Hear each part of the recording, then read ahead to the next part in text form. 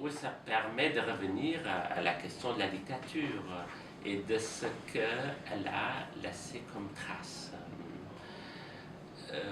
Et il est tout à fait évident que ces traces sont là et qu'elles ne peuvent pas disparaître du jour au lendemain. Et que la génération qui suit cette transition, à la fois a connu l'enthousiasme de la fin d'une dictature et forcément la déception, parce qu'on ne passe pas tout de suite d'un régime politique, économique, social à un autre, sans une certaine période de transition. Et donc c'est au cours de cette période-là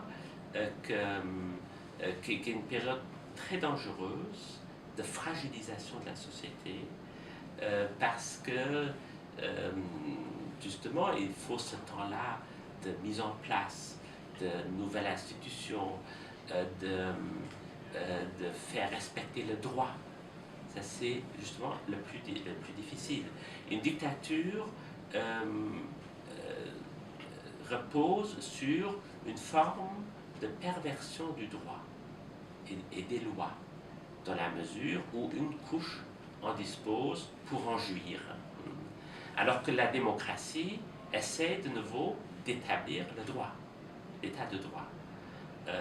Et ce qu'on a vu, justement, au cours de cette transition, c'était la difficulté à la fois dans l'Allemagne nazie, après la Seconde Guerre mondiale, donc au début de la République fédérale allemande, mais aussi dans les anciens pays du bloc soviétique, c'est qu'on n'a pas pu changer les juges en une fois. Les juges sont toujours là en place. Et on se rend compte de l'importance au niveau de la société du droit, de la façon dont le droit fonctionne, dont les lois sont mises en place, dont les lois sont votées. Souvent, les lois dans une démocratie doivent correspondre à une certaine, disons, norme internationale. Mais même si la loi votée au Parlement essaie d'établir la loi, essaie de rétablir le droit, ça ne veut pas dire que le droit soit respecté dans la société. Et donc le droit, c'est la seule façon de mettre une limite à la jouissance d'une certaine couche corrompue. La corruption, c'est disposer exclusivement du droit à la jouissance, alors que le droit est là pour limiter l'accès à la jouissance. Et donc, d'une certaine façon, garantit une jouissance à une majorité, en principe à tous. La démocratie est là pour que tout le monde puisse jouir du droit. Et ce n'est pas une jouissance qui se met au-dessus du droit. Et c'est un passage qui met du temps. On a vu en Roumanie récemment qu'un ancien membre de la Securitate qui était en fait devenu un des hommes les plus riches du pays, qu'il est arrivé à se soustraire à la loi pendant très longtemps, jusqu'à ce qu'une nouvelle génération de juges soit mise en place, qui a pu enfin dire le droit, l'établir, et donc prononcer une peine de prison. Alors qu'avant, donc ce qui veut dire que c'est pas parce qu'on passe d'un régime à un autre que tous les gens disparaissent, ils sont encore là. Donc les anciens corrompus sont souvent les nouveaux corrompus. Donc le passage, c'est vraiment la question de la corruption. Et la corruption, c'est la question du rapport au droit et à la jouissance. La jouissance du pouvoir, des moyens économiques et de tout. Donc il n'y a pas, pour qu'il y ait une limitation des différents pouvoirs, donc des différentes jouissances, pour que ce soit mis en place, il faut du temps. On peut dire que c'est comme le temps qu'il faut faire pour une psychanalyse. On ne peut pas dire je commence une psychanalyse et je vais être guéri tout de suite. Non, ça met du temps. Et si on veut gagner du temps, rien n'est mis en place. Et la coupure n'est pas intervenue. Donc c'est une véritable coupure par rapport à un mode de fonctionnement d'une société qui met du temps.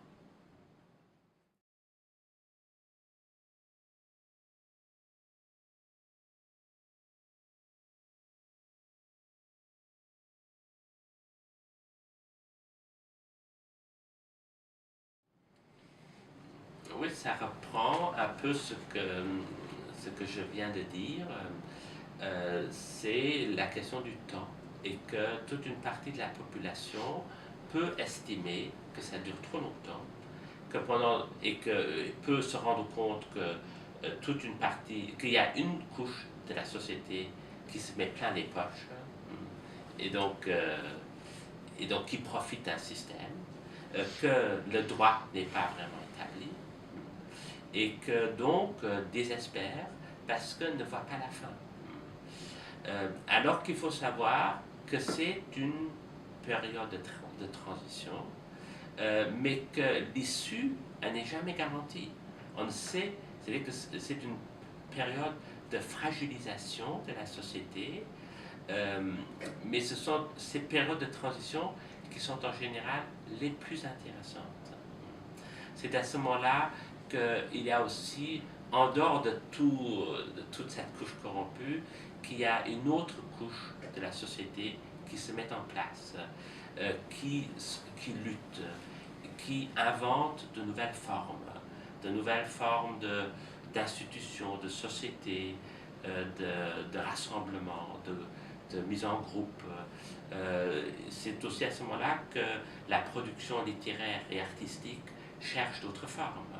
Essaie de s'inspirer de ce qui se passe ailleurs, mais dispose d'une certaine liberté parce que tout est à inventer, tout est à créer. Et donc,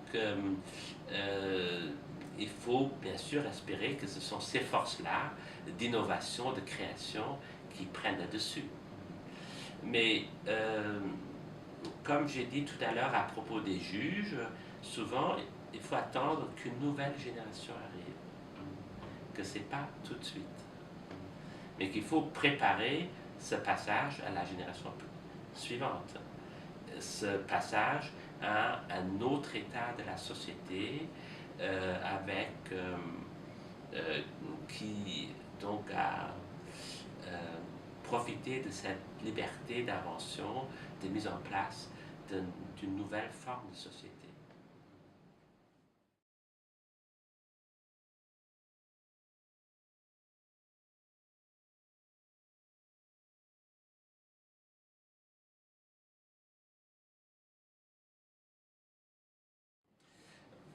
Oui, il y a deux aspects. Ça veut dire que la génération qui a vécu sous le communisme, est-ce qu'elle est disposée, est-ce qu'elle est prête à accepter ce changement? Il y a forcément, même si beaucoup de gens se sont plaints de cette dictature, une grande majorité, il y a forcément des nostalgiques, des gens qui disent mais c'était beaucoup mieux avant. Parce qu'avant, on avait une garantie de l'emploi, de la santé, de l'exercice de la médecine. Donc il y avait une forme de prise en charge qui maintenant n'existe plus. Et puis sur le plan économique, avant il y avait des marchés qui maintenant ont disparu. Donc on a produit de la marchandise qui à l'époque, on était assuré qu'on pouvait la vendre, mais aujourd'hui, ça ne marche plus. Donc, il y a réellement une perte. Et ça ne fait aucun doute. Et donc, il y a des gens qui sont lésés et qui vont réellement moins bien. Et donc, comme la question aussi comporte la référence à la psychanalyse, c'est un peu quelque chose du même ordre qui se passe sur le plan analytique. Quand on engage quelqu'un pour faire un traitement, pour se soumettre à une psychanalyse, c'est une opération à perte, dans la mesure où l'individu, dans un premier temps, doit renoncer à certaines choses, à un certain mode de fonctionnement, un certain mode de fonctionnement de sa jouissance. Donc il va perdre. Et donc il va éventuellement se sentir moins bien. Il va se sentir angoissé. Il y a des structures qu'il avait mis en place qui ne fonctionnent plus. Alors, sur un plan clinique, on peut s'en rendre compte, on peut se rendre compte des bénéfices de ce changement et aussi en faire part à l'individu, que malgré tout, il en profite. Et en général, il est tout à fait possible de faire passer ce message, de faire accepter, de faire reconnaître par l'analysant que finalement il en profite de ce changement. Mais il y en a qui ne supportent pas et qui y trouvent la raison pour interrompre leur traitement ou leur psychanalyse ou parfois y mettre fin. Et au niveau d'une société, c'est pas foncièrement différent. La société peut être tentée, et en tout cas, ce qui est sûr, c'est une partie de la société qui est tentée d'un retour en arrière, d'un retour vers un régime autoritaire, qui représente pour certains beaucoup d'avantages, parce que les choses sont imposées.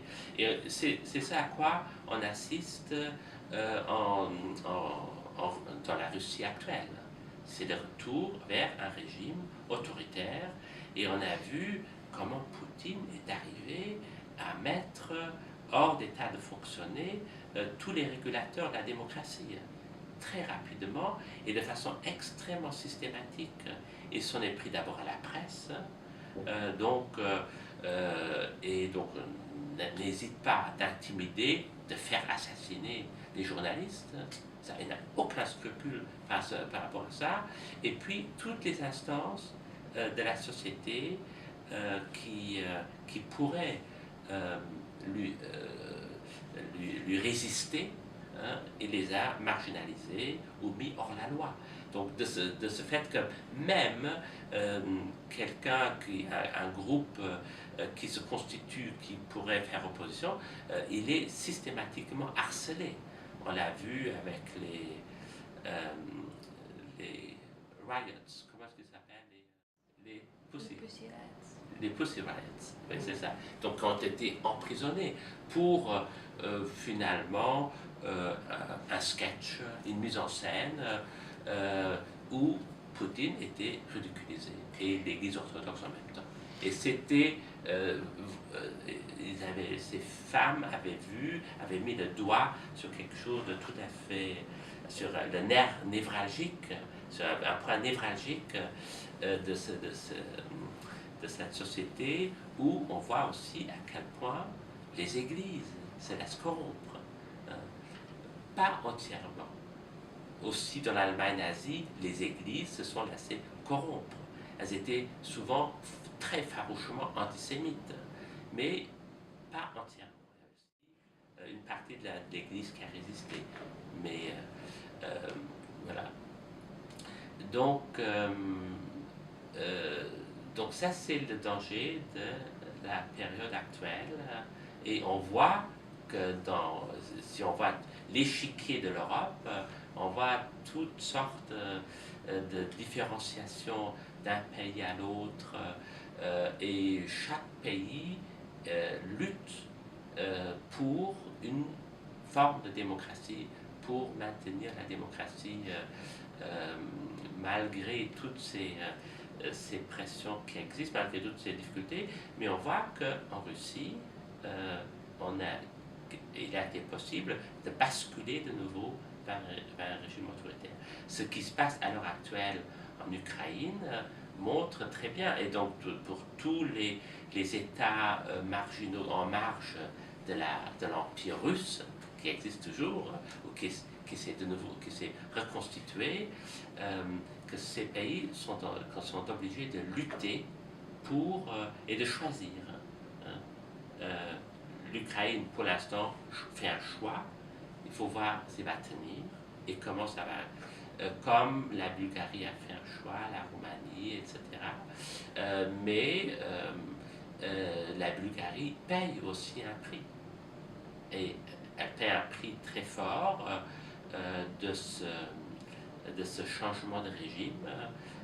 Et c'est comme si le pays et surtout la société civile devaient réaffirmer ce choix, mais régulièrement. Et que, donc, où on voit à quel point la société civile est extrêmement importante, qu'elle se remette en place. Et je crois que c'est ce qui est en train de se passer en Bulgarie, qu'il y a une société civile qui se remet en place et qui donc joue un rôle régulateur entre les gouvernants et les gouvernés. C'est au niveau de la société civile que s'élaborent les idées, que se produit l'économie. Et donc, aussi, ce qu'on peut dire, c'est que les intellectuels et certainement aussi les psychanalystes sont appelés à prendre position, à se manifester, à dire leur opinion. Ce qui est magnifique en Bulgarie, c'est le mouvement étudiant qui, qui bien sûr ne peut pas durer continuellement, mais qui a pu développer une forme de résistance. Donc là, on trouve une résistance pacifique et est arrivé à ne pas se laisser corrompre. Et donc c'est ça qui est magnifique. Parce que c'est toujours le pouvoir essayer de corrompre ce mouvement, bien sûr.